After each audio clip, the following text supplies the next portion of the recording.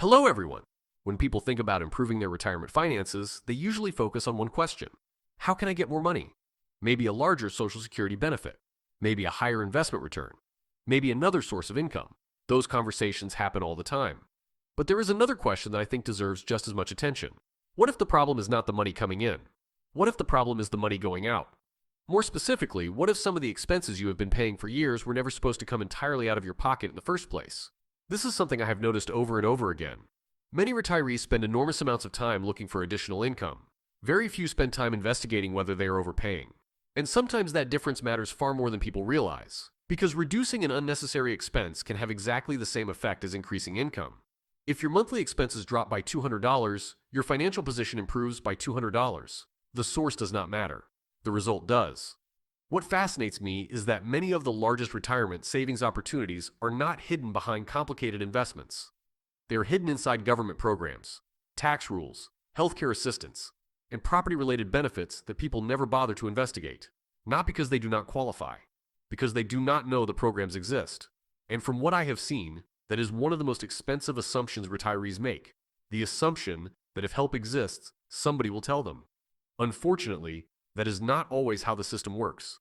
Many programs operate on an application basis, not an automatic basis. The benefit may exist, the funding may exist, the eligibility may exist, but none of it matters until somebody submits paperwork. That is where countless people lose money, not because they were denied, because they never asked. One area where this happens frequently involves taxes. Taxes are interesting because people often assume that whatever is being withheld must be correct. If money is coming out automatically, it feels official. If it feels official, most people leave it alone. But retirement income changes. Household income changes.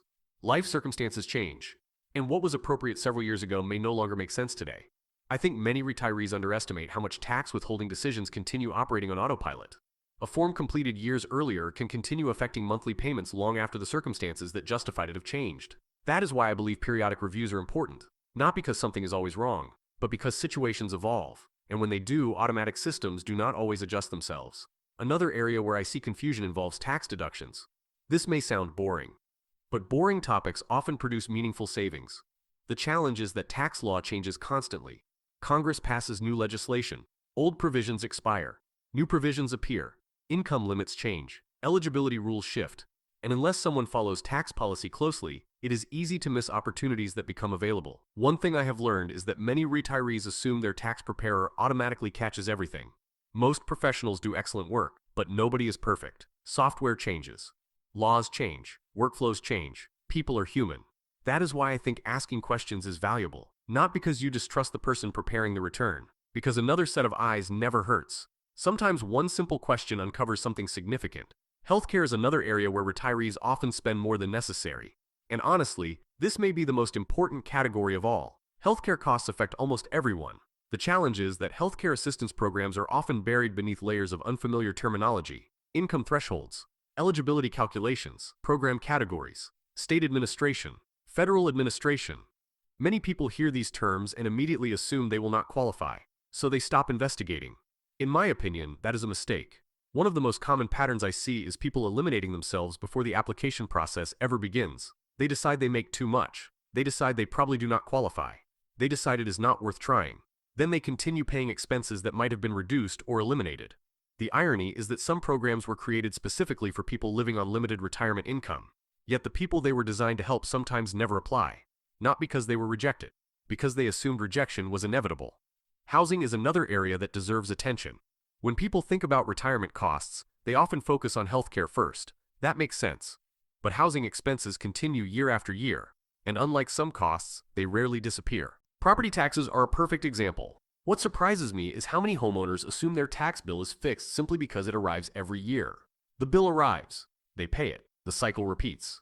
What many do not realize is that numerous states and local governments provide special relief programs for older homeowners. Sometimes these programs reduce assessments. Sometimes they freeze values. Sometimes they defer taxes. Sometimes they provide credits. The details vary enormously, but the larger point remains the same. Many people never check, and because they never check, they never discover whether something exists. One lesson I have learned is that local benefits are often the least publicized benefits. National programs receive headlines. Local programs often do not. Yet local programs can have a significant impact on household budgets. That is why I think retirees should occasionally review what is available in their county, city, or state. You may discover something you never knew existed. Now let's talk about another issue that many people overlook: changes in circumstances. Retirement is not a single event. It is a long phase of life. People retire. Spouses pass away. Income changes. Assets are sold. Health changes. Household size changes. All of those events can affect financial obligations. What concerns me is that many people continue operating under rules that no longer reflect reality. They assume a decision made years ago remains appropriate forever. But government programs often provide review mechanisms for exactly this reason. Life changes, and systems sometimes need updating to reflect those changes. Unfortunately, the burden usually falls on the individual to initiate that review. That is why staying informed matters. Not because every review produces savings, but because some do. And those savings can be meaningful. When I step back and look at all of this, I think the biggest retirement mistake is not necessarily failing to find new income. The biggest mistake may be assuming every expense is unavoidable. Some expenses are unavoidable. Many are not. Some costs are fixed. Others depend on programs, eligibility rules, exemptions, credits, deductions, or assistance that people never investigate. That is why I always encourage retirees to think differently. Instead of asking only, how can I increase my income? Also ask, am I paying for something that I should not be paying? That second question is surprisingly powerful, because every dollar that stays in your pocket improves your financial situation just as much as a dollar earned. And unlike investment returns or market performance, some of these opportunities are available immediately. No market prediction required. No complicated strategy required. Just information. That is really the theme of this entire conversation. Information. The people who benefit most from retirement programs are not always the people with the highest income. They are often the people who know what questions to ask. They review. They verify. They follow up.